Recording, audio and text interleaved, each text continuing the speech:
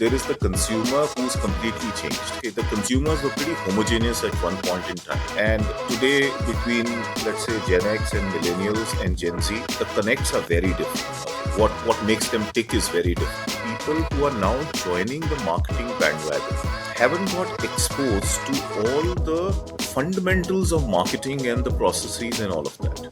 Today, people are taking as many shortcuts as they can because there is pressure from somewhere to say, I want this campaign in the next 2 days. Hey there, welcome to Marketing Mavericks with Indie Follow. Today we have Rajan Bhalla with us, who comes with over 3 decades of experience in marketing. Rajan spent almost a decade in some exciting companies like Whirlpool and PepsiCo, and he spent the last 16 years in HT Media, where he launched Mint and did a lot of interesting things. And today's conversation is going to unpack this journey.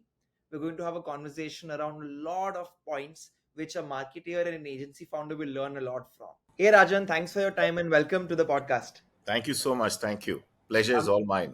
I'm really excited to host you today. You have like a fantastic experience, and there's a lot of nuggets. I think I should be able to extract today for everybody. Let me get started with just understanding, when did you decide that you want to pursue a career in marketing? I started working in 91, and a few of family members were actually in advertising at that time. And one of them is a family friend, not a family member, but a guy called Sandeep Goyal, who you would have heard of. He's the chairman of Rediff right now. He inspired me a lot in terms of moving into, but that's advertising.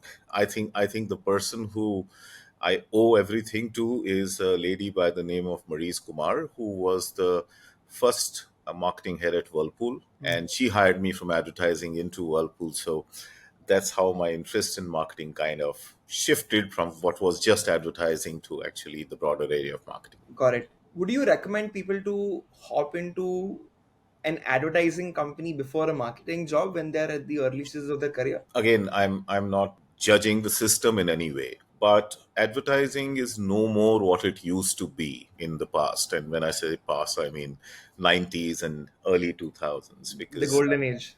yeah, the golden age, because I think the agencies were true partners in all respects, and it manifested in some of the work that I had done. And there was so much of learning because the people were totally involved in your business. I think somewhere that link has gotten broken because agencies think their job is only to create some communication. Clients think they know better than the agencies in terms of the creativity, and the result is one of the posts I wrote on LinkedIn recently was, why are agencies not being as effective as they used to be? So, to answer your specific question, I would say, I don't want to be diplomatic about it. I would say avoid getting into advertising if you have aspirations to get into marketing eventually. If you love advertising, please go for it. Got it. Got it. Very interesting. I think I wanted to just follow up on that. So, we are a network. We have a lot of people in our network who also are founders, right? And they tune in, I mean, creative founders of studios, agencies. What do you think is the reason behind this, right? Like, why was it that it worked before and not now? Because now, it's people are building capacity in house, plus everything is measurable and trackable. And there's also so many products to put your shelves on that the content scale is crazy. It's no longer that one big idea with three collaterals, it's unlimited ones. So, what's can you just sum up maybe the post I probably think for I think us? it's a mix of a lot of factors. I Okay. think there is the consumer who's completely changed. Okay, the consumers were pretty homogeneous at one point in time, and today, between, let's say, Gen X and millennials and Gen Z, the connects are very different. Okay, what makes them tick is very different. So the consumer is changing pretty fast. Okay, and also in terms of their mindsets, their needs, their aspirations, all of that. Second, I think one very significant shift is digital.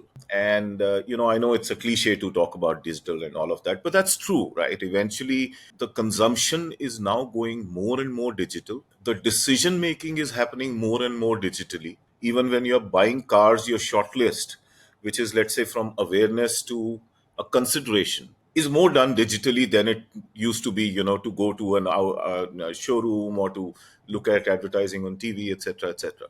So Right. digital is playing a huge role. Mm. Third, I think a lot of stuff now is about ROI, like you said. So, while I disagree that creativity and delivering ROI don't come together, but I think the focus is increasingly about what kind of campaign through their A/B testing, etc., is going to give me the best ROI, whatever are the KPIs that are going to be get Right. driven. And fourth is actually agencies are now also, in good old days, they used to be single agency that used to handle creative media, everything. Right. Now there are specialists that have come into play. So digital specialists, influencer marketing specialists, SEO, SEM specialists, and all of those. So therefore, even the agency system has got fragmented. Media agencies are totally separate now. Right. So I think those are some of the factors that are impacting this, in my view. So, are you saying that the fragmentation and the more rigor you need from an agency on achieving, let's say, ROI, is the reason they're not able to cope up with that? Is that a good way to conclude? I think in my experience, the best work comes when the clients and agencies are a single team. Today, I see very little of that. I see little of that across many customers. Again, I'm not making a fleeting statement. Understand that a customer's job is to provide very sharp clarity on what their objectives are, Mm. what their needs are, what is it that their consumers want, what is their value proposition. In effect, the good old days of a very sharp brief Mm.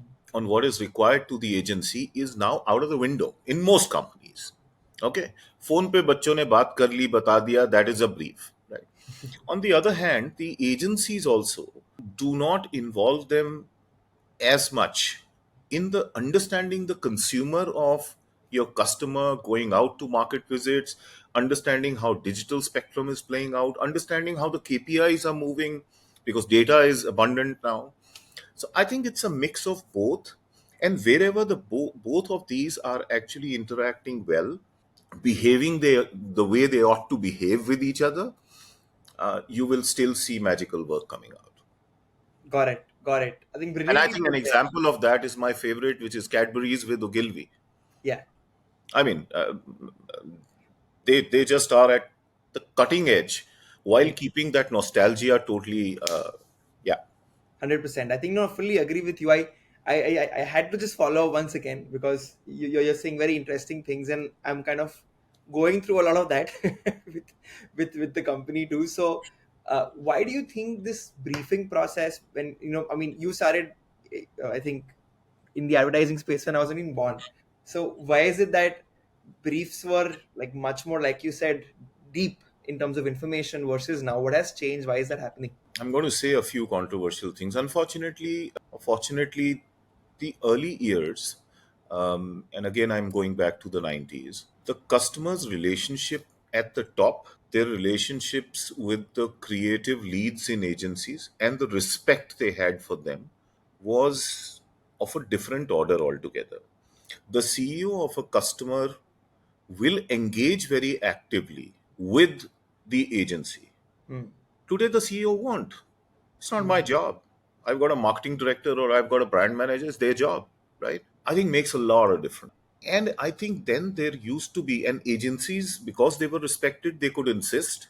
Hmm. And customers, because they were very clear that was the best way to get the work out, either gave very sharp briefs or sat in briefing discussions with the agencies to actually come up with what is it that our brand requires, Hmm. right? I remember the discussions that were happening. I was in contract with Hero Honda when they launched the bike with the highest mileage, Hmm. and the result was fill it, shut it, forget it. Okay.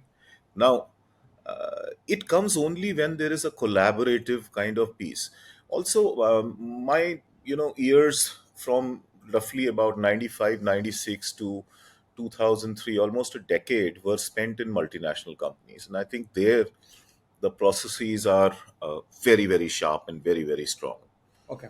Um, and I also feel that a lot of people who are now joining the marketing bandwagon, haven't got exposed to all the fundamentals of marketing and the processes and all of that. Hmm. Today, people are taking as many shortcuts as they can because there is pressure from somewhere to Hmm. say, I want this campaign in the next 2 days. Because that person necessarily doesn't even know what it takes to create a campaign. So are you saying that in the times in like the 90s, the overall prep was much better? Like you exactly knew in the year what's coming when, so you could give it It more was less time. complex, Kavan. It was less complex, actually. To be fair, it was less complex because, look, at the end of the day, if I take Whirlpool, okay, satellite television had just come in.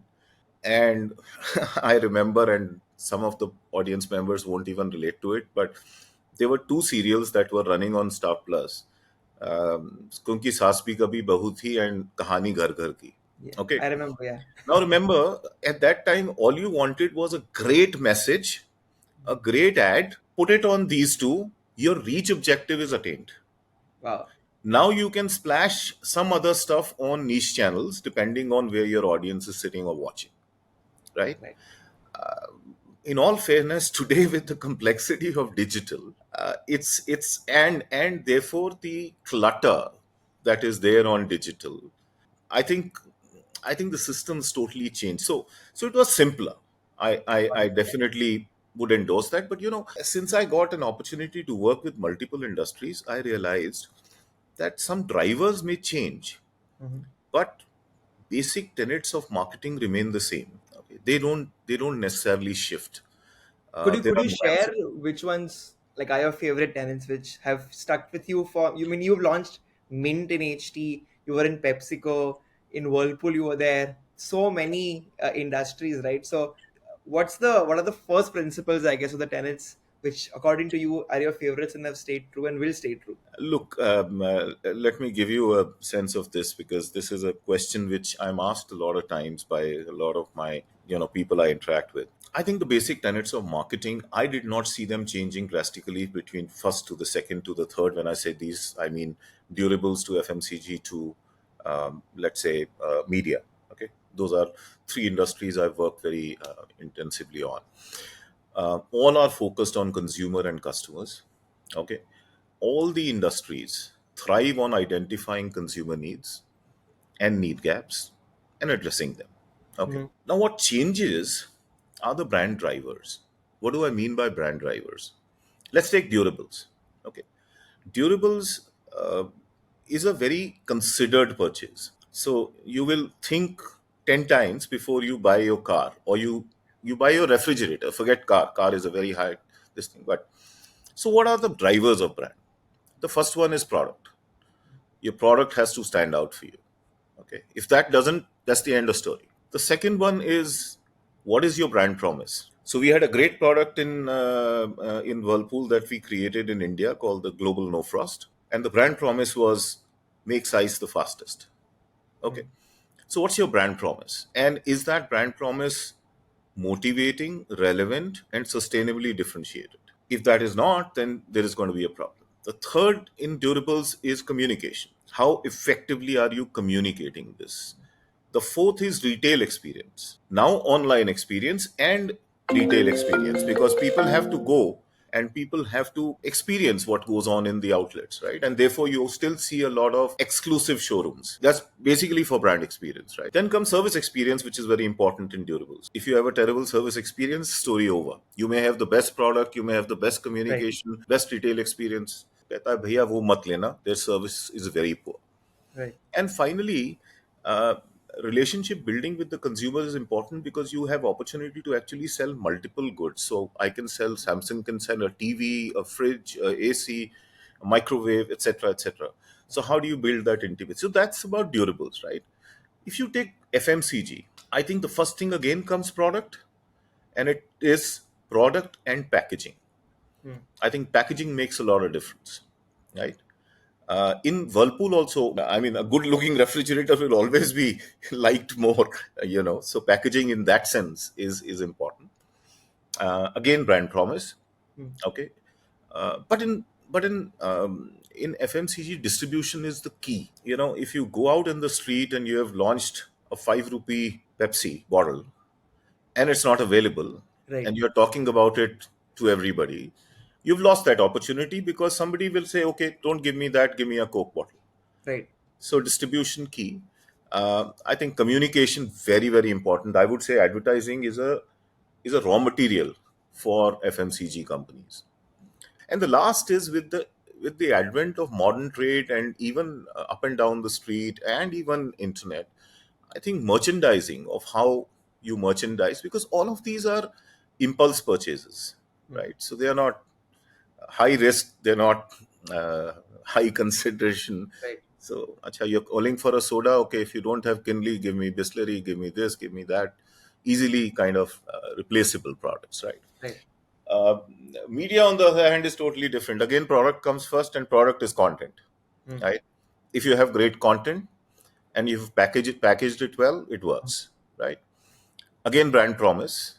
Right. In media, however, both B2C and B2B consumers become very key Right. because one has to write your check on ad revenue, and the one has to give you the eyeballs, call it readership, viewership, listenership, whatever you want to call it, Right. right? Because it is more habit led. Right. So more considered, more impulse, more habit. And I think Right. that's how the drivers change. Otherwise, the fundamentals are pretty much very similar. Wow, this was like such a super masterclass on like strategy. I think anybody's building that, it's a good way to look into it. You mentioned media and you launched Mint.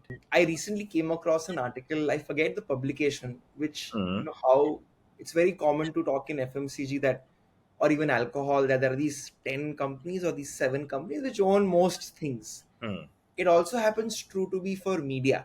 mm. And this article spoke about how most of the publications of the content you see out there, these global players own in terms of attention, searches, etc. And there's a huge opportunity, for like localization, vernacular, or any kind of thing which targets people there to break that search monopoly, if you were to say, or oligopoly, if you were to say so. So, as somebody who's launched, Mint, like, what's your thought currently on this entire space? And if somebody wants to build in this and differentiate, like, what are some aspects they should look for? And if you could sprinkle some examples from the Mint story too, it'll be great. Yeah, I'll actually first give you a little sense on the Mint story because I think that's a story that a lot of people will love to hear, Yeah. and then I'll address your other question. But when we started off on Mint, I used to work with PepsiCo, and I was asked to move to. I mean, asked. I wasn't asked. I was interviewed for launching Mint in India, and it wasn't called Mint at that time, obviously. And Okay. I was very skeptical because moving from Pepsi at that time was a difficult one. But anyways, I took the leap and I came. Mint for me is like a Bollywood masala film with box office success, right? It's one of those projects, brands that I have created that I will always be extremely proud of, and I think it will be unfair for me to say it's all mine because there is a full team of journalists led by a guy called Raju Narisetti, who Mhm. was the managing editor of Wall Street Journal Europe, who came on board. And actually, he is the one who gave me confidence to kind of jump into this.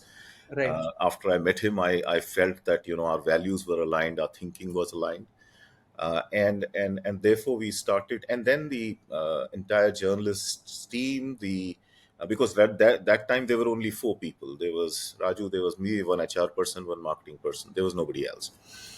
So I think our journey started with a very fundamental alignment on the market is very crowded. There were 6 or 7 business dailies at that time. Okay, and it was a situation where we had this very simple problem that how do you differentiate yourself? Okay, there is a crowded market all out there. He is coming in for the first time in this journey. So how do you differentiate? I'll keep it short, but we went out and so our first research, which was really the deep research to understand a need gap, told us just one thing, which is that people were finding business news to be very complex. And some of the phrases, some of the words used, they couldn't even understand. Hmm. So it was assumed by the competitors at that time that it's a business leader. So obviously no, right? So Right. the ARPU of this company is gone down over last 3 years. Now, what is ARPU? Don't know.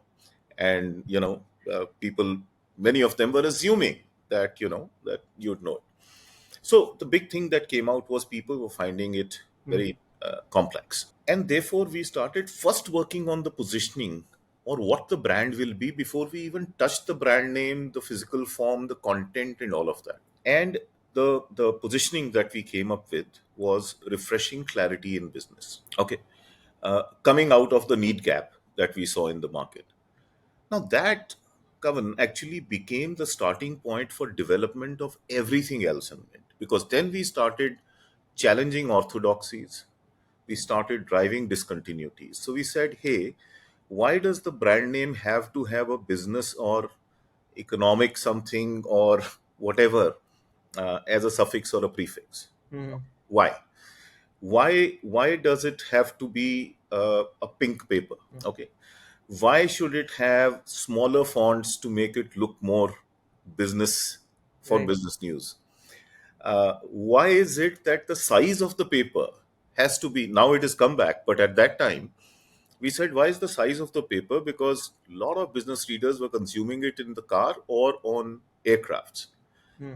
uh, why can't the content be so simple that people truly understand, and it has to be insightful with a lot of graphs and all of that, and usage of color. Hmm. And every time we have a complex word, we will explain what that really means so that you all get it before you even go further. Right. Why don't we bring an international edge to it? And that's how Wall Street Journal collaboration came in. Okay. So I think everything got challenged, and I think the most fascinating three things here were: number one, obviously the kind of journalism we brought in; number two, the brand name Mint. I was initially told by a lot of people, this is not going to work. This is a crazy name for a business news brand. Okay. And the third was the size of the paper, which was a Berliner, which incidentally was not available in India. Hmm. So they were broadsheets that you see, and this was slightly shorter than the broadsheet. Okay. Now, innovation, we said, how do we get this without having a machine? So, initially, till we got the machine, we brought in cutting tools, Okay. we made it in broadsheet, and we cut the sides. So, I'm just saying that Mint in therefore, and at that time, we also launched it as a business news brand, not a business newspaper, because we launched the digital platform. This is 2007. We launched a TV studio. Okay, all of this over time kind of got diluted, but that's the fascinating story about Mint. And the happy part is that at least today, even today, it is relevant to the consumer. It is relevant to the newer generation. I go to a lot of top-notch institutes, and I'm very happy to hear from students that they love to read Mint, and that's their go-to paper, etc., or website. So to answer your question on, I think there is a lot of fragmentation, lack of differentiation, even on the content side. Okay. Sometimes you have differentiation, but you do not have the ability to identify and amplify, right? When you're not able to do that, the consumer doesn't have the time today to, unless you have created a brand which is a brand that I it's got a badge value. Okay, so even if I don't, I will tell Kavan, I was reading this article in Economist, and I would have never seen Economist. Okay, but I'd say that, right? So I think differentiation, content relevance, targeting the right cohort, continuously tapping what makes sense, what doesn't make sense to them, continuously understanding what kind of content is gaining traction, what kind of content is not, why is it gaining traction, what time of the day does it gain traction, okay, or if it is not happening, then why is it not happening? So I think, and that's where data analytics and this whole word kind of comes into play. Fantastic. So basically, it's now getting more and more like hyper personalized in a way where, hey, Oh, if yes. Kavan's persona does this kind of user behavior or user journey with you, Right. that time provide this. Essentially, it almost seems like do what Instagram and TikTok are doing, right? I think they are masters of that. Isn't personalization becoming a huge trend? And I think I would give a lot to Gen Z to propagate that, because they're all about, does it work for me? I mean, the one to many is a 90s, a one to one is what is happening today. So I think that's the Would you say that, like, if today I wanted to improve my conversions, like a very fundamental thing, personalization really is driving that today with all your experience? personalization inherently has to be based on what makes me tick as a consumer. Otherwise, what is personalization? So, if I go to Netflix, I love watching crime, and their algorithm picks it up and now keeps throwing back content which is exactly in line with what I love to consume. That is the bedrock of what personalization will be. So, it goes back to understanding your consumer very closely, Hmm. to understanding what is it. So I love this whole thing from old word, so I'm already making old word into new word. But when I was in PepsiCo, we did a big study which is relevant for many businesses, and it kind of goes on and on. It's not something which is proprietary to Pepsi, but something that I think I propagate all brands to look at, which is the 6 Ws. Who is the consumer? Be very clear about it. If you're not clear, you're done. And again, within the consumer, there is a consumer who you are communicating to, and he says, "Hey, this is me." And then there is a larger distribution audience. So, distribution audience may not be your bullseye consumer, but is finding it aspirational to kind of how you're talking to that consumer, right? Right. So, who's your consumer? What is the consumer consuming? It could be FMCG, it could be whatever. I'm giving you a very broad level. When are they consuming? Interestingly, this has become very important in the digital world, right? What kind of content is consumed when, Mm. right? Apart from breaking news, okay, which can break any time by definition, when are they consuming? Okay, where are they consuming? Are they consuming it on mobile? Are they consuming it in a print form? Are they consuming it on television, etc., etc.? Why are they consuming? But most important, and I love this, is why are they not consuming? Because a lot of people stop short at why are they consuming, but why are they not consuming me? Mhm. Gives you the answers and insights into what is it that you want to kind of. Wow, absolutely, like golden advice here. I think the six W's you said, right? Yeah. We're definitely going to probably talk a lot about this one. On the last two W's, though, I get the rest, and there are various ways you could extract that. But why I am and why I am not, how does a brand or a marketing team really mine that insight from their customer? So there are two very simple ways of doing it. Okay, in fact, three, I would say. Okay, the first one, and I'll go in the order of old word to new word. Okay, so in the old word, and it is relevant even today, you can do a very strong usage and attitude study Hmm. on your brand, product, etc. Hmm. Okay, and you can be as specific about asking these questions to your target consumer. Of course, you will have to create a hypothesis around who's my consumer, right? Hmm. Correct. And go to the relevant consumers to ask, and also go to competitors' consumers who are not consuming you, Right. right? So it has to be a set of both. And it's as simple as crafting a good, solid questionnaire. All research agencies can do that. 6Ws, if I'm not wrong, at that time was a product of, or proprietary product of, Research International. I don't know where it is sitting right now, but can be done in different forms, right? That's a simple way of doing it. Got it. The second very important metric that I am very fascinated about, and most big companies in the world are doing, is something called NPS. You've heard of NPS? Yeah. The Net Net promoter Promoter score. Score. So Yeah. for those who who do not know, it's a very simple question you ask: would you recommend this brand or product to your friends and relatives? An answer on a scale of 0 to 10. Hmm. Okay. Now, if somebody rates you 9 or 10, they are called promoters. If somebody rates you 7 or 8, they are called passives. Hmm. And if somebody rates you 0 to 6, they are called detractors. Hmm. And NPS is a simple score which says percentage of promoters minus percentage of detractors. Okay. Now, you get a score. Okay, so the benchmark scores globally are sitting around, let's say, a positive NPS of about anywhere between, let's say, 50 to 70. Okay. Apple, I don't recall now, but maybe sitting around 65 or something. Now, it's not just ending here.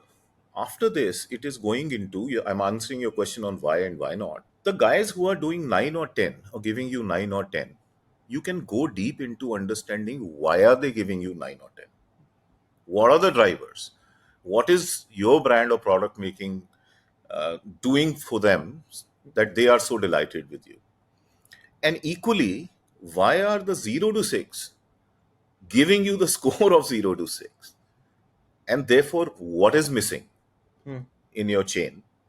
So, NPS becomes a very strong methodology and a simple methodology to actually arrive at that. Last but not the least is there is so much of data coming in today for any company. Social listening and companies who are investing behind understanding what is the consumer saying Hmm. and actively tracking it through a formal social listening tool and the other data analytics can give you also insights around why or why not. Yeah, so that's the way I would do it. Fantastic. No, thanks a lot for that. I feel that definitely social listening and sentiment analysis are increasingly getting easier to do because of AI. And I think use cases for a marketer in AI in those realms seem to be like really, really growing fast. I wanted to now jump into Rajan, talking about your experience in managing and marketing in multiple markets. One thing I knew is that you were managing India, Brazil, and Mexico, together. And it's often said, these tropical countries or these geographies are very similar in how we are as more or less. Um, Wanted to know from you again, if you can kind of talk about, is it very different to market in India compared to the world, and are there any similarities or unique differences you found while doing that? You know, I'll give you my learnings out of the Brazilian example, but let's say if I draw out a list, and this is my belief, I haven't done it. Mhm. If I today draw out the top 10 need states that are driving different economies, developed, developing. I'm not going to underdeveloped right now. Okay. Here is my view. Again, I haven't done it. I have no data to back what I'm saying, but this is intuitive sense based on Mhm. whatever Mhm. little I know about marketing and consumers. You'll find that the range would be between, let's say, 60 to 70% will be, you'll be surprised, will be similar need states. And then roughly about 30 to 35% will be differentiating need states. So what makes them converge and what makes them diverge, right? And I think, again, one of the thoughts that I had was, you know, when you look at localization, right? And especially when you look at global brands, different categories will be looked at by consumers differently, and there is no one. So instinctively, when I ask this question to a few people, what is your view, they just jump at localization is key. Okay. Right. I disagree. Okay. Why do I disagree is, look, there are categories where smart localization while keeping the ethos of your globalization becomes very powerful. Okay. So for instance, ye dil mange more from PepsiCo, okay, was actually a internationally created line, but you localized it with localized celebrities to connect with the local youth, and you created the magic. So I'm just extending my logic to say FMCG companies, for instance, will do very well with a sharper mix of localization with the overtone of globalization, because globalization gives them the essence that this is a big brand and we are talking to a big brand. But localization tells them this is relevant for me Got it. and I can use it. Okay, this skin cream is relevant for me, for my skin tone, because I'm from India, right? Whatever. Let's say refrigerators, where I worked for a long time. Uh, Localization made sense to the extent that the local guys have very different need states. A, the refrigerators were smaller. Even the no frost refrigerators were smaller, two door. Uh, there isn't a heavy consumer on stocking big meat in the freezers. Freezer is fundamentally used for making ice, and therefore, if you can give me ice faster, thank you very much. Makes sense to me. But importantly, we eat fresh fruits and vegetables. So, can your refrigerators actually keep my fruits and vegetables and all of those fresh? Got it. Whereas developing economy, they probably pick up more packaged goods and all of that. So, very different this thing. Now, if I flip to categories like which are tech heavy or which are luxury, then localization has very little role to play. I would buy a Louis Vuitton, no, not because Louis Vuitton is localized for me. Correct. आपका अपना Louis Vuitton आज से पहनना शुरू की finished story over, right? So I think we got to be careful. I think in certain categories, localization is highly indexed. In certain categories, it's a balance. In certain categories, localization will have to go lower down the order, and Mhm. the globalization will have to take over. Right. Mhm. So that's how it works for me, at least in my mind. Now, coming to my Brazilian example, when I went there, I thought, yeah, what am I going to do? I don't understand Spanish. I don't understand Portuguese. My There's a very interesting story with my boss, who was a Brazilian but knew English because our group was English speaking, so to speak. Mhm. One day he came to me at 3 o'clock in the afternoon and said, "Boy, go home." So I said, "It's 3 o'clock. Why are you asking me to go home?" He said, "Because I can't speak English anymore. I'm tired." So, it was a difficult one. Now, what was that about? What that was about was very interesting. Was we were developing a global refrigerator which has the same depth and width. Now, why is it important? Because the moment you have the same depth and width, which means that it's a platform, it's like a car chassis. Now you can go taller or shorter, but the shelving that you will put in it Mhm. will be standardized. Now was my job to say, okay, what is the differentiated storing habits or aesthetic habits of a Brazilian versus a Mexican versus an Indian, right? So that you can create a product which is cost effective for the company, yet it is localized to the needs of. Now, Brazilians used to stock a lot of meat there, right? Which Indians would never do. So were Mexicans, right? Right. I found a lot of similarities in the way the designs came up and how Brazilian consumers reacted, and the Mexican and the Indian, right? Mhm. So I think that's how these experiences kind of play out. Wow, I mean, such an insightful story to hear from you in terms of the kind of things brands do to get it right. So Yeah. I would have never thought that's the kind of granularity you folks work with. Rajan, now I want to touch upon one thing which I believe you spoke on your LinkedIn. We've been discussing consumer needs and in understanding them in various markets. You spoke about that there's often a gap between what consumers say they care about and what they actually end up doing in their purchase behavior. Any example of you actually going through this, and what can a marketer do to solve this particular challenge? I won't go to the. Did my post say that they say something and they do something? Consumers? I think essentially, I believe it was on storytelling Huh. and about authenticity, Ha, and you may like the story, but what ha, if you don't use it? Something along those lines, if I ha, remember right.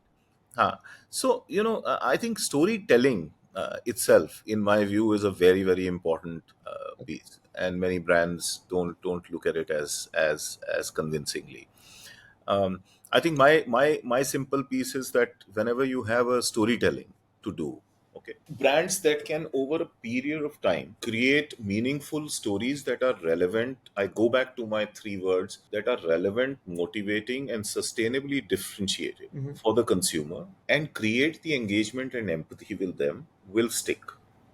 Okay, stories which are great stories just because they seem like interesting stories but do not connect with consumer at a level which motivates them, which makes them feel, well, these are differentiated and highly relevant for me, the consumer will fall off.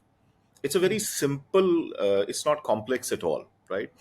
So consumer, you are a consumer, you are consuming a lot of stories today, a lot of content today.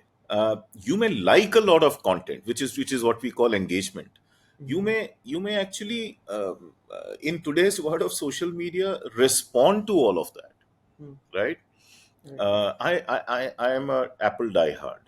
Okay, Samsung tells me a new story ahead of the Apple launch in September, that here is a revolutionary AI product and whatever, whatever, whatever. Right? I turn around and say, love it, fantastic.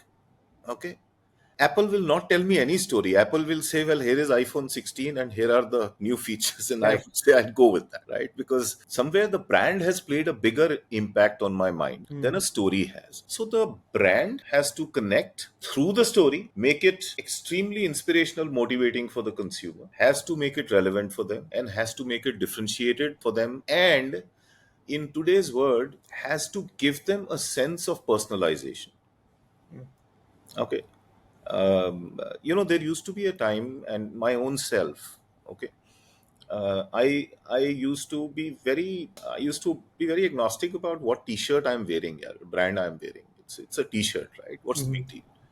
Uh, Today, I'd be a little more finicky about a certain brand or whatever, not because of the fact that they are expensive, but simply because I connect better with those brands than I do with somebody else, right? Right. Because I think you're making a statement, not again in terms of affluence, but in terms of who are you Hmm. when you use one brand versus the other. Right. So that's the way I see it. I want to touch upon the Apple example. So I, very recently had a conversation with my team, and um, we are working with a particular product segment, and they're launching. It's a company not in India.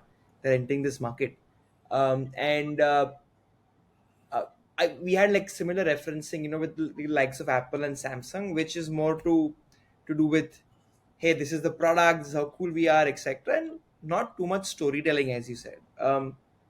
However, the brands are pretty keen and convinced that storytelling is the route to go.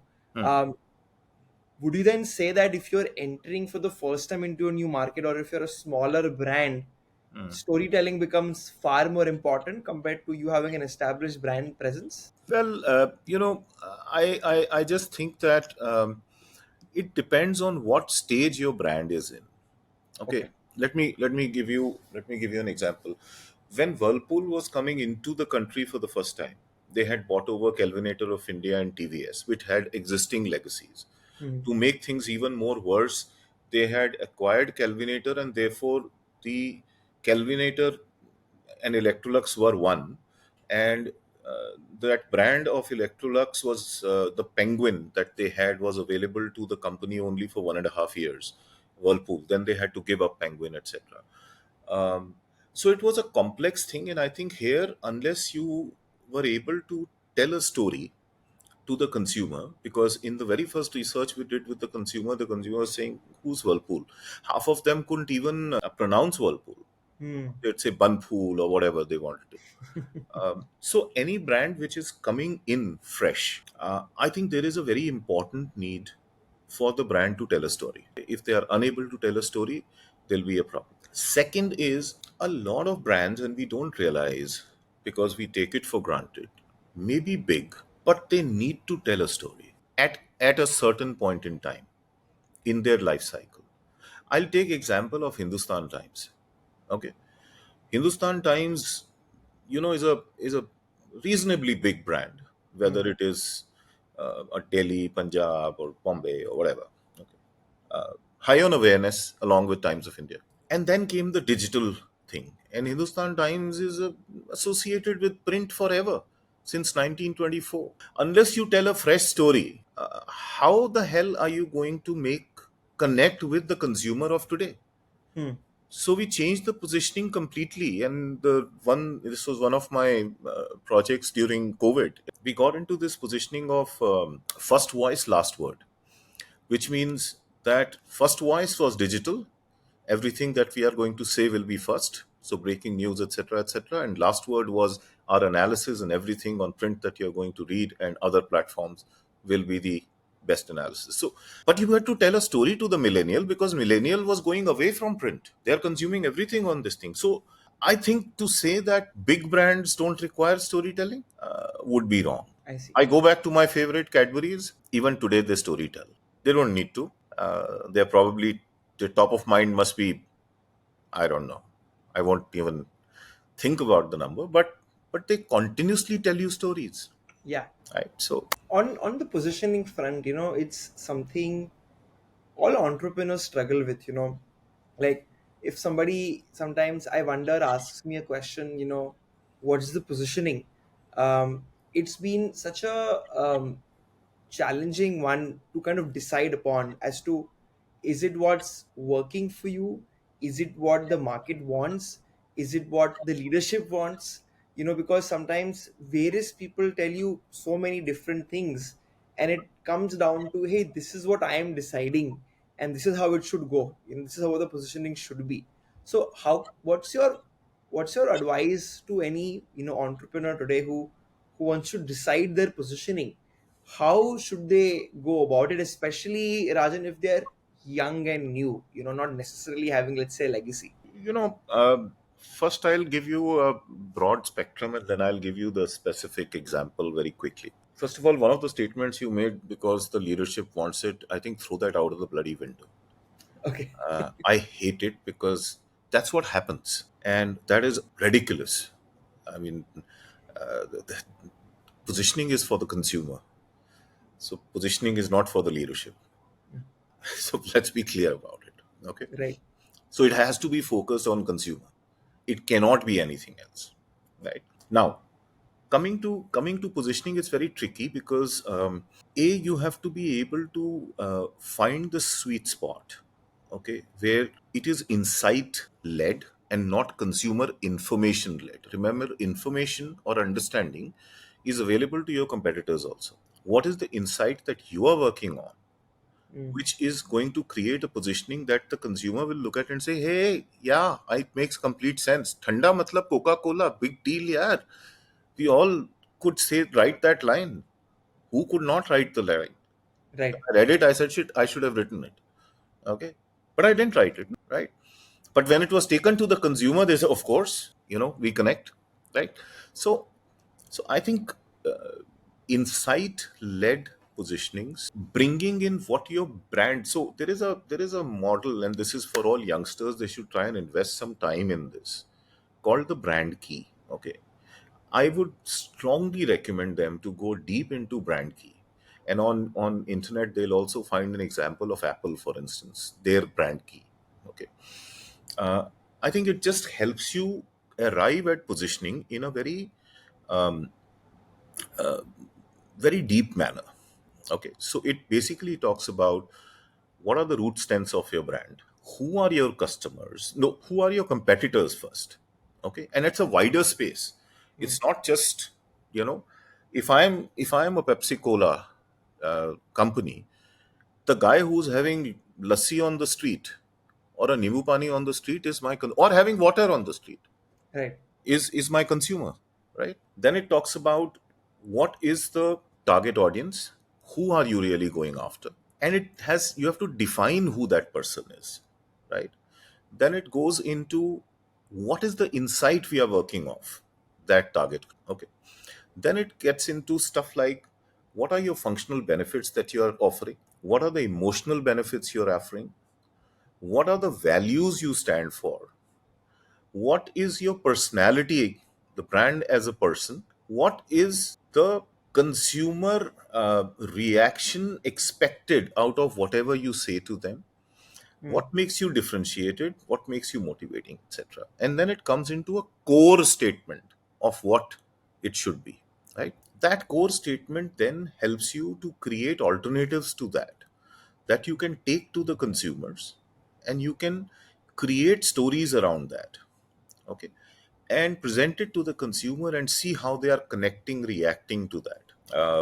And that's how you kind of come out with a very solid, and these are quantitative and qualitative both, because you Right. need numbers and you need ideas, right? And then you come up with these statements. I'll give you an example. I think our I'm saying our, but HT Media's Hindi flagship brand, Hindustan, we were expanding big time in UP in 2007, 2008, and all of that. And at that time, uh, India was getting ready for the next decade, right? And wherever we went to the consumers, we were hearing कि यार, there are stories coming out of small towns where people are making it in different fields and all of Hmm. that, right? And India is coming of age uh, in the global environment, etc., etc. I'm not going to give you the full spiel, but we'll make that point. So we came up with a jingle at that time, not necessarily just a positioning, but it said, "अब हिंदुस्तान की बारी है क्या पूरी तैयारी है." Okay, now it resonated with them. Then came the next phase of India, where India actually started becoming confident, and you could see, you know, tarakki happening everywhere around. And we came up with this whole line, which was about Hindustan तरक्की का नया नजरिया. Hmm. सो अगर आप तरक्की उसके ऊपर नया नजरिया आएगा तभी तरक्की हो. हाँ, सो तरक्की का नया नजरिया Hindustan, right? That was the transition. And then it got, recently when I quit HT, I'd done a refresh for, and this also answers your question on, do brands have to kind of create different stories at different times, is that now Indians became very confident. They know their country is doing well, they know all of that. And we were launching a new Hindustan which had print, digital, everything, right? So we came up with the positioning which says Bharosa Naye Hindustan Ka. And Naye Hindustan obviously is about New India, and it's about the Right. new this thing. So that's how, and but all of these were validated through extensive qualitative and quantitative researches. Superb. One last point here. How many people you need to target to decide, hey, this is a good sampling size? I know it's very specific, but I'll tell you why I'm asking you this is because talking to customers and understanding their needs is 101. And when you're just starting out a company, sometimes you don't have access or budgets, to a lot of research firms, and you just maybe two people, three people, five people. So you call. I think that's the best advice, right? Call, speak, meet.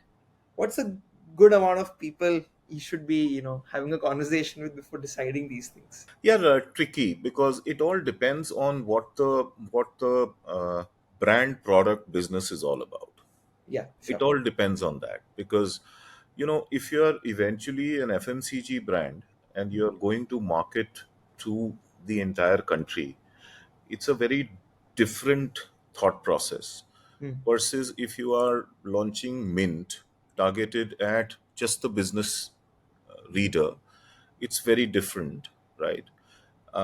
Or if you are launching Hindustan in the market of Bihar, and with a new positioning, it's very different, right? So I don't think I'll be able to give you one answer to this question. Having said that, I think some of the aspects which brands should start looking into is that in earlier days, and as recent as 5 years back, physical researches were the only option. Okay. And that always was far more expensive, because you had to go out Hmm. through the field agency, recruit those consumers, reach out to them at a venue, do the research, come back and do the analytics, and so on and so forth, right? But today is where digital researches, or online researchers have actually learned over a period of last 5 years and gained a lot of traction on that are far cheaper and far more simpler. Hmm. So to your point, even if you want to reach out on your phone, you will have some, let's say, 500 contacts. Okay.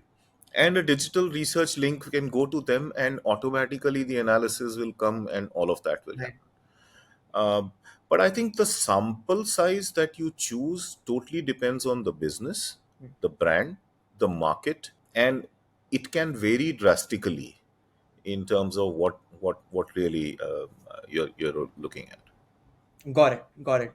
Thanks for that. Hopping on to the last, few questions now. We've almost, hit time, and I wanted to talk about brand's ability now. And questions around the whole consulting space. So before I probably just ask you one, two, could you give a quick download to all of us?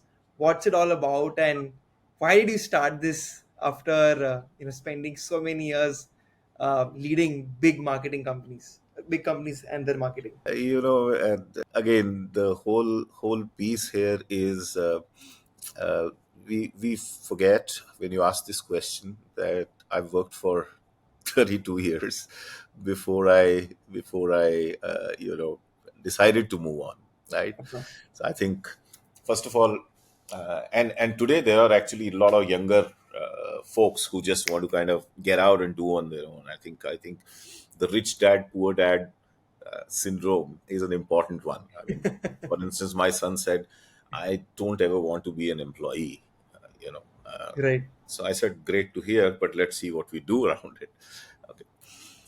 But I actually, after working in multinational companies, and I would treat my stints at Whirlpool and PepsiCo as more institutions where I learned a lot. Of course, I contributed, but I think I learned immensely. And I think HT gave me an opportunity to actually implement a lot of the learnings that I had put out. Right. Hmm. So I think that's the journey that I've had. 50% of my career has been learning, learning, learning. Of course, giving back to the organization. Otherwise, I would have been sacked. And then at HT, it has been the other way around. However, after so many years, I started feeling very boxed in the corporate system, right? There are always a lot of constraints. There are always a lot of processes. There are always a lot of bureaucracies, and then you're only working on certain categories and brands day in and day out. Hmm. Now, I didn't want to do another job at this time, so I said, "What is it that I'm most passionate about?" I think I was clear. I was passionate about three things. Mhm. Okay. The first one was in the pecking order was the entire area of brand marketing. Okay, Mhm. because I don't say I am an expert. Well, here or there, but I think I have enough experience You're to being be very able. modest, but yes. No, but I have enough experience to be able to navigate that bumpy road. Right. The second, I realized that a lot of organizations are not unleashing the power that they could. Okay. And how could I help those organizations in terms of doing that? And last but not the least, a whole lot of Gen Z and millennials uh, who could do with learning more, which is why I'm very regular also on LinkedIn, Yeah. which is really to impart whatever little knowledge that one has gained to make others and those who are interested. Of course, I mean, you have to have an open mind to learn, otherwise it's not going to happen. So we've come up with a something called a 3E model. Okay, Hmm. which is the first one. E is about energizing organizations. The second one is about energizing brands, and the third one is about energizing teams. Okay, Okay. now each of these uh, has templatized products that have been created. Okay, so for instance, in energizing organizations, I'll give you one example each. Is the entire area of unleashing innovations. So I've had a lot of experience in the area of innovations. I've conducted some 50, 60 workshops personally on innovation, and worked with companies like IDEO and InnoSight, which are big global names on innovation. So I understand that a bit, and I can help organizations do that. By the way, this is none of this is a pitch; it's just a response to your Of question. course, of course. The second one is BrandsAbility, which is where it's about energizing brands, right? So a whole lot of MSMEs, startups cannot afford marketing talent at a certain level, and can do with some help in the area of energizing their brands or making them move forward. I think that's the other area which I thought was exciting. Mhm. And the third is, of course, empowering the teams. And very interesting product that we've built here is really none of us, you, me till recently, and a lot of others, I can almost say with guarantee, has ever taken out the time to say, hey, what is my life vision and purpose? Right. Okay, do I know what I want to be? Do I know what will make me happy? Do I know what life I want to live? Do I know what my purpose is? No. So so one of the products is around that, to say how do you energize teams so that they are clear about what the future holds for them.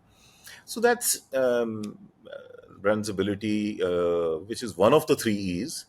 I'm still trying to get the right names for the other two E's, but we'll find that shortly. Very exciting.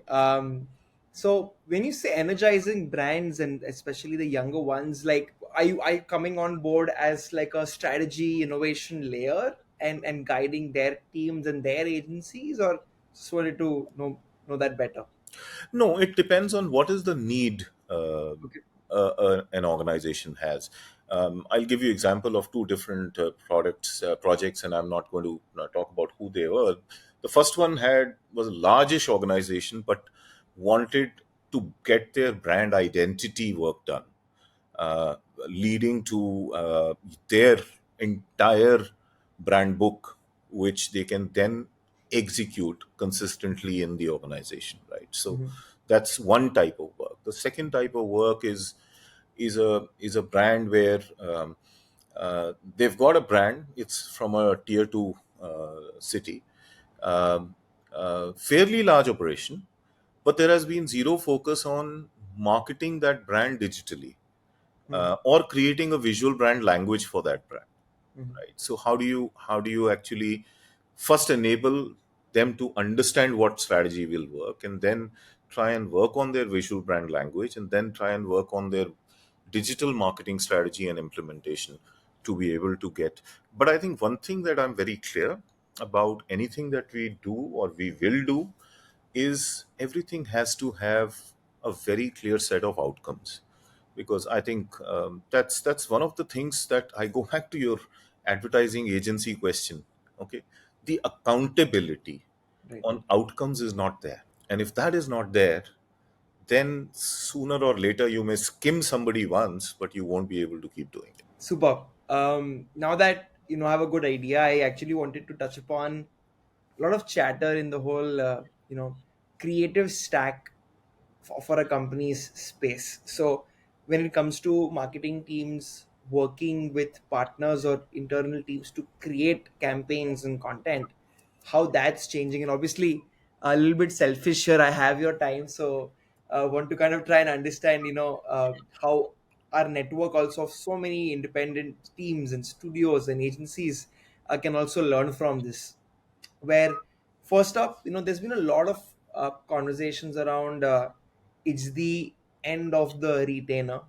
People are going to get more project based, and that's also happening because a lot of the BAU is happening in house fully. So special projects is where I'll come to you, but recurring I'll do in house to save costs and get speed. Do you feel this is happening? And if I'm a person trying to build a consulting company in this space, what should I be thinking about? Yeah, so I think it's a great question. It's a great question, and I've had the privilege actually of working with, you name a big agency, I've worked with them. Super. I think only agency I haven't worked with, perhaps McCann and Reed. I think most of the other big agencies I worked with. So what's happening? I think what's happening is, and I said it earlier, marketing is becoming increasingly ROI driven. Increasingly ROI driven. I mean, and the CEO is not in a wrong place to ask the director of marketing and whatever, you've spent 10 rupees, what is it that we've got out? By the way, that 10 rupees was perhaps 100 rupees or 50 rupees, if not 100 rupees, 7, 8 years back. Right. Okay. So, first, that 50 rupees has become, let's say, 20 rupees. Let's be a little more giving. Okay. Now, you are already under pressure, right? That 50s become 20. Because when it was 50, you could do a lot of other things without even being answerable for that 50. Now you're getting 20, but you're totally answerable for that 20 that you're spending. Okay. So a lot of people have figured that digital media is not necessarily about creating, unless it's a big global company, etc., etc., creating big campaigns and, big ticket stories and all of that. And if they have good digital marketers sitting within the company, good designers sitting within the company, I'll give you an example. Whirlpool, my average cost of a big banner film, and mind you, I'm talking 98, 99, used to be from about 60 lakhs to a crore. 20 years ago. The last film I made was made in 15 lakhs. Wow. Okay. Uh, I made three films for a particular campaign in 21 lakhs. Okay, so what is happening is that even the cost of production is now under pressure. Why? Because the 50s become 20, right? You have 20 only. Now you can make a film for 20 and be done with it, or you know how to spend the 20, right? So a lot of people are actually creating talent inside and wanting to not have big agencies associated, and what will happen with that is that you can use the 20 a little more effectively, do your AB tests, do your small videos, do whatever. Again, there's a distinction between media companies and other companies. This is more in a media company scenario because their content is already, an editor will have a point of view and you have production facilities and you have all of that, so it works like that. For other companies, I think the outsourcing is becoming increasingly specialized. Hmm. So I want to outsource because I don't have that capability in house. So I Okay. want to outsource because um, I want a continuous ideas on creative on social media. I want continuous work to be done, because social media, you have to have a calendar, you have to have this, you have to have that, and therefore I may choose to go for a certain retainer to the most Mm. cost effective agency and work with them and create that. Alternatively, in the beginning of the year, I will sit with the agency and say, hey, I have 4 big projects coming up during the year. Okay. Uh, just give me the quote for these 4 projects. And this is your KPI against these projects. And, because Mm. agencies also now have accountability.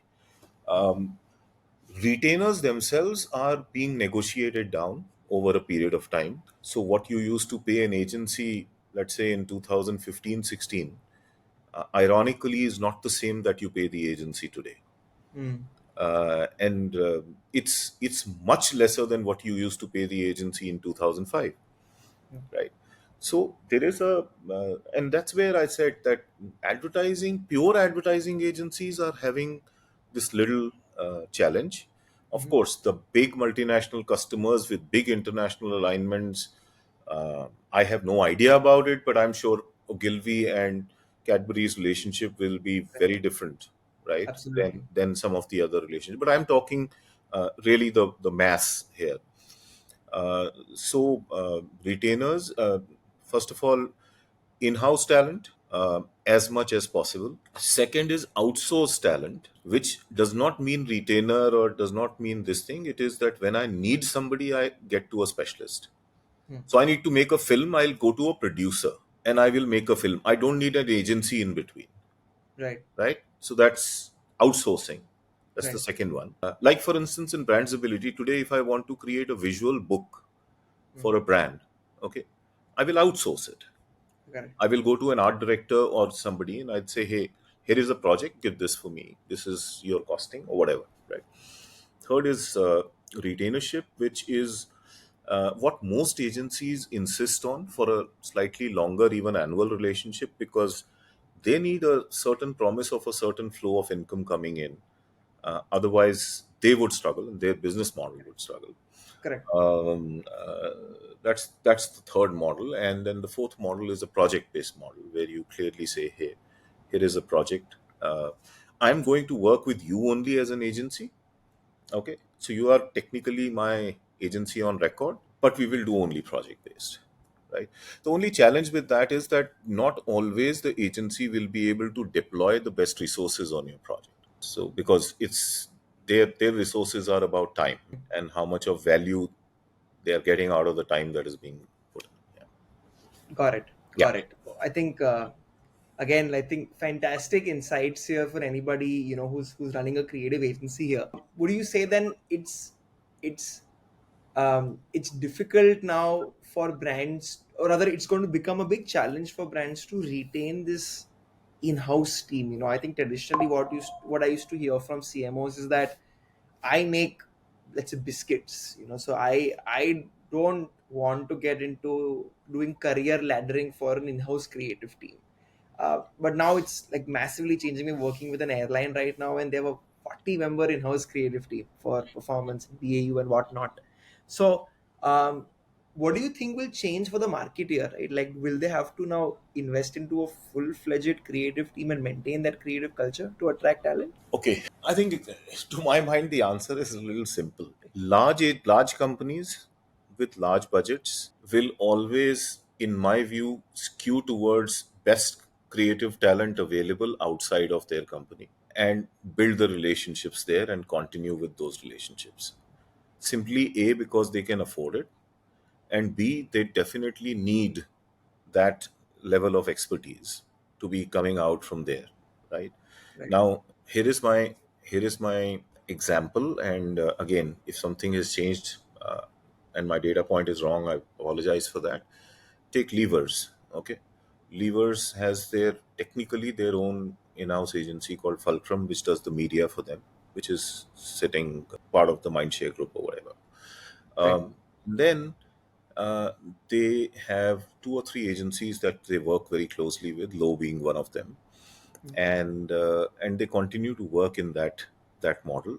Does not mean they don't have talent inside, but really they are okay with that system, and they may have. I think the focus most companies are having, Kavan, is to build very strong digital competencies inside, because even to deal with a digital agency you need digital competence, otherwise you'll be taken for a spin, right? You won't even know Right. what questions to ask and all of that.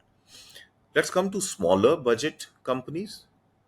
By definition they cannot afford a large team of agency equivalent in there. By definition they can't afford it, Correct. right? And they shouldn't, because I think if they can get onto a specialist either on a negotiated retainer or on a project, Hmm. they would probably be better off doing that uh, rather than trying to do everything in house, because the quality of those people will be suspect. Hmm. Not just for that, and I've realized it even in my previous company that some of the very good creative people you hire, they say, what is our career path? Where are we going from here? Okay, we are not part of a big creative system. Okay, the current system does not acknowledge us as, cat whiskers, so we're sitting in a corner doing those jobs, and therefore that's my take. Big company versus small company, and that's how it should be. Awesome, awesome. Jumping into now the second topic here about content creation is the advent of AI, and obviously, we all know we have to embrace it. But I was curious to ask you: do you feel, with AI, people are talking about one-person billion-dollar companies, one-person marketing teams, one-person agency? Do you think AI is going to become a toolkit for a marketer in house, Hmm. and they'll be like, hey, I know I'll do the thinking work any which ways, I'll crack the brand and I'll get it executed through AI? Hmm. Or do you think that you'd expect more and more third parties to tell you, hey, I'll get you AI accelerated, with my processes or my SOPs or whatever. So how do you think AI is going to play a role? Is it more internal, is it going to more agency led? It depends what you're using it for, frankly. Um, I just think that some of these generative AI tools, and the most talked about being ChatGPT, Mm-hmm. um, they are truly revolutionizing branding and marketing, Mm-hmm. content creation, Mm-hmm. all of that, by offering almost unprecedented opportunities for personalization, Mm-hmm. efficiency, consumer insights, all of that. I mean, in fact, it's a game that uh, many people who don't play today must learn to play, Mm-hmm. because it's not about how smart you are or, not, or you're not. It'll eventually get down to whether you know how to play with AI or you don't, right? And Right. whether you can, because the a very simple example, yeah. Whirlpool days, I used to write presentations for my boss. Mm-hmm. One presentation used to take, if it is an international one, will take almost a month, right? You're collecting data, you're creating graphs, you're doing this, you're doing that. Today, from morning to evening, it can be finished, or it can be done in 15 minutes or 20 minutes or Correct. half an hour, right? So there's a huge change. However, I continue to believe that human intelligence. Now, I don't know what happens to AI 5 years down the line. It's crazy, right? The way things are going. But at the moment, I think human intelligence is playing an equally important role. Mm. Like for Chat GPT, what are the type of questions? Do you know how to use Chat GPT? Do you know Correct. what are the prompts to give? Right. Uh, do you know what it can do for you? Okay. Um, uh, I asked Chat GPT to create a logo for me on something. This 3E model. Okay. It threw a logo, and beautiful logo, but the spellings were all wrong. Yeah. And then I kept saying that, great logo, well done, give me the right spellings. It'll again throw back wrong spellings, again throw back wrong spellings. So, there is a still a gap between this, but I think it's very important. It's very important that these tools help organizations in hyper personalization Mm. marketing campaigns. They analyzing vast amounts of data to understand consumer preferences, some of the insight work that you're talking about, allowing brands to deliver tailored content, right? And ensuring a consistent online presence, and all of that can come into play. Um, I think AI plays a big role in companies where I've worked for instance, media. I mean, Mhm. imagine a reporter is filing a story. It comes to the copy desk. The copy desk is now writing the story. Then somebody is proof checking it, and somebody is creating a headline for it, and so on and so forth. It's now become the system has become that much faster, right? So, Correct. so you can do that. It also is enabling a lot of companies to get deeper into market trends. Mm. Uh, it's right, so it's not something where you have to wait. Enabling these brands to kind of make informed decisions and refine their strategies, etc. However, having said all that, the integration of AI presents challenges. There are data privacy and ethics. There is managing complex and costly implementation, maintaining an authentic brand voice. So human intervention, addressing potential biases in AI algorithms, etc. I think the human intervention, as I was saying, is still important, but it's a thing that is changing very fast. So I would advise anybody, and I'm not even saying you're in a marketing field or you're in sales or you wherever, you got to be on this journey, because we don't know what twist and turn this journey will make eventually, to make you either very relevant or make you redundant tomorrow, Right. the marketplace. Awesome. This reminds me of previous podcast guest, and he said that AI is the answer, but what's the question? And I think that's a really good way to, I think, kind of second Yeah. what you just mentioned, that it'll really come down to you playing with it, tinkering with it, and really understanding the context. If you can bring the context every time, your generation will keep on decreasing from a month to, as you said, a day and maybe an hour in the future. But I can Rajan, also tell you there are in certain places that I know it is just a sexy thing to talk about without the right competencies to be able to deliver it, right? right, Uh, right, you want to be seen talking about AI. yeah, yeah, My suggestion is first learn everything around AI right. before you get seen or True. talking about. Very, very gimmicky currently, for a lot of Yeah, people. So you're right. Rajan, want to move to the last question now. Considering the time we have, and two parts to the question. It's taking forward the last phase only about agencies and marketers and consulting businesses. Having, you said you've worked with so many agencies in your yeah, career. yeah. What separates a great agency from a good agency, according to you? The first magical word I think is relationship. I just think, and my experience on this count has been very deep, and I don't say it loosely. I mean it. And when I say relationship, it means relationship at all levels. Hmm. Okay, top to top, next level, cross, whichever way you want to talk about it. Okay, because you could have a junior copywriter who's a star kid presenting to your CEO, and if you cannot do not have the humility to respect that relationship, and in your mind it's a vendor, and that's how it works, it'll never work. Okay, that's the first thing. Second, I think, and I'll talk both agencies and customers, but customers therefore need to take the responsibility of making the agencies understand their needs, their consumers, their pain points, everything in a very engaging manner, rather than just calling them up and saying, "Hey, I want this artwork tomorrow morning." Okay, I think that kills the relationship. Okay. Third thing, I think, and I'm still talking from the client side, and again, it goes back to briefing and all of that which I've mentioned. Third thing, I think, is from a customer side, making sure that you are involving the agency in all your successes.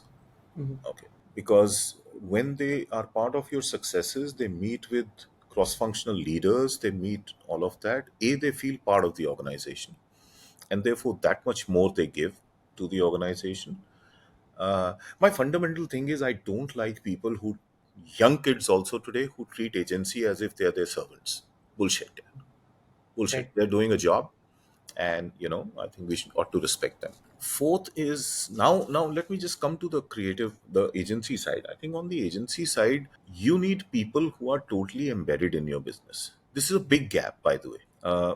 They Many of these younger lot do not have the time, effort, energy to go deep into what your business is. They will Hmm. not ask you pointed questions. They will not come up with strategic thoughts. They will not really. So you have to push them, prod them to kind of do it, which kind of again goes back to relationship. It starts weakening, right? The second aspect is proactivity. I find a lot of agencies are not proactive enough Hmm. to be able to. If I were leading an agency team, I would go to my customer literally twice a month or once a month at least. I'd say, hey, here are some 10 ideas. Okay, what do you think of them?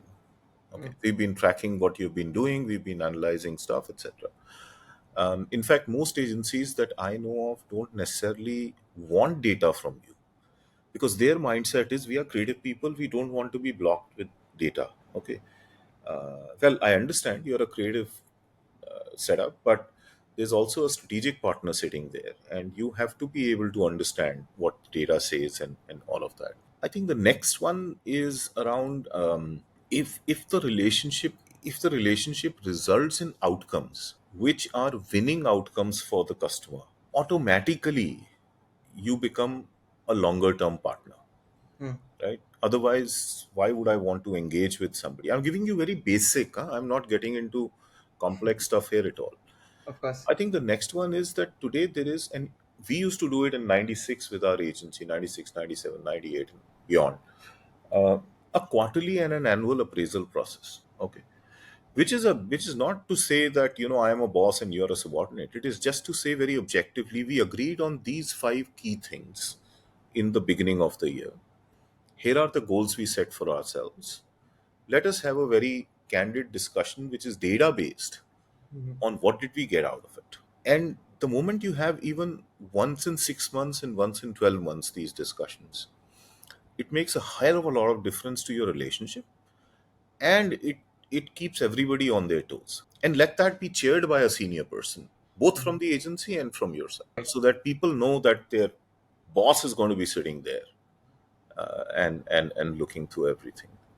And the final thing today is that, look, I think the challenges that are happening with agencies also is their best resources are going to the highest paying retainer clients, and and I don't say that is wrong. Okay, Mhm. that's an obvious thing. If I were to do it tomorrow, I would probably do it the same way. But I think how, as a customer, you are able to make your case so convincing or make your brand so exciting for the agency that they want to put their best resources on you. And therefore, most of this happens because you're pulling back on retainers regularly, or you're making it a different model, or you are saying, look, it's a variable model, right? 50% we'll give you, 50% end of the year we'll chat. So I think those are some aspects that I would say make a difference. Thanks for giving such a rounded answer, from both perspectives, because I think it takes both to have a great relationship. So that was the first part, and the last part of the last question is generally, again, getting your guidance on, um, for everybody who's building like consulting company in this space. And you've just started doing it. I know after 30 years, but um, what are some hard truths one needs to understand and know about when they're entering into building an agency, building a consulting company? And any parting thoughts you may have, as like I know you've given a lot of advice. Any last summation advice you'd have for all of us, who are trying to be better marketers? You know, I think I think again there are two types of people, right? There are the youngsters like you, and then there are people like me who've worked for so many years and then call it a day. I think what comes with working for so many years is hopefully you've got a little more deep understanding of the space that you want to specialize and talk about. Second, because of your long years and the type of companies and projects you've done, it lends a little bit of credibility when you go and meet somebody, because you've done it, and there is evidence of that, which is there. Third, you hopefully, although I think it's overrated, but hopefully have built a certain network uh, who you can go to, um, and say, hey, for instance, I met somebody recently who had been in HT earlier. Okay. And when I was talking to him about certain areas, and he said, Rajan, you don't even have to tell me. I know that you can do it, right? So Correct.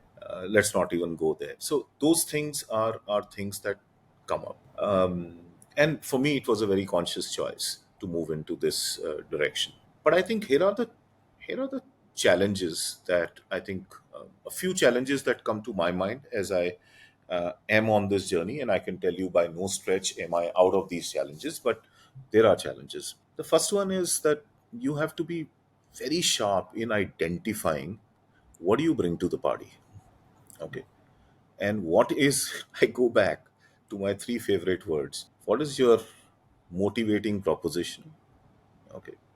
What is your relevant proposition? And what is your differentiated proposition? Okay. If you don't have any of these, you don't have a right to win in the market. Right. Because today, if you Google consultants in marketing, or you do something, I don't know, there'll be 10,000 of them that'll show up. Right? Right. Rajan Bhalla may not even be there. That's okay. So I think you got to be clear about what you are doing, and I think look at your strengths. Look at, if you've done some work in that area. Look at that, and more importantly, try and get to people who are your right TG. Okay, don't just get to anybody because it doesn't make sense. It's one part. The second part, which is very different, is that when I was marketing head at various places and all of that, yeah, you have a full team, you've got resources, and you just would pick up the phone and say, hey, why don't we look at this? Agency is at your beck and call and blah, blah, blah, right? All the glamour that comes with it. It's gone overnight. Okay. Now you got to do everything yourself, right? Even if there is a PPT to be made, which I have to send to Kavan, I have to write it myself. Okay. Notwithstanding slowly building expertise in ChatGPT, but you still have to write it. Right. So I think it hits you a little, but then if you're mentally prepared for it, you're fine because I am. And I always was. I said, yeah, bloody hell, I love doing it. There's no problem. Right. Right. The third piece is resources. Okay. And when I say resources, it's also capability, skill led resources, as it is about monetary resources, right? Mhm. Because there is a finite kind of to that. So those are challenges that you will find. I think the biggest challenge all businesses face, which you will face, is customer acquisition. Correct. Okay, that's the single biggest challenge, right? If you start acquiring customers left, right, and center, you can create whatever business you want to create, Correct. right? So customer acquisition becomes a challenge. But having said all that, I think if you have reached a point where you've taken a conscious call of doing this, which I have, I think the journey is extremely enjoyable. Suddenly, it's like going to a village you are in love with. I'm trying to be a little filmy here, where there are no roads, but because you love going to that village, the road is bumpy, but you're enjoying it, right? So the road is bumpy, guys. Let's not forget that. But I think if you're clear in your head that that is what gives you, that's your purpose, and that's what gives you happiness, right? Go for it. Fantastic. Thanks for such a great pep talk towards the end. And Rajan, I don't think I've ever spent 1.5 hours so well. I think I've gained 5 years more experience in just talking to you in so much time. Thank you, Kavan. So thank you so much for giving me your time and having such a nice open-ended conversation with me. I hope you had fun. Oh yeah, yeah, and I think your questions are very interesting, and it kind of rekindled a lot of memories of what one had done, and you know, actually, I'm feeling good about myself suddenly. No, absolutely. I think you're super modest, and thank you so much once Thank you. again for tuning in. For everybody who's tuned in so far, please like, share, and subscribe. Definitely, if you want to get another marketing expert like Rajan on the show, very soon. So thank you, everybody. Bye bye.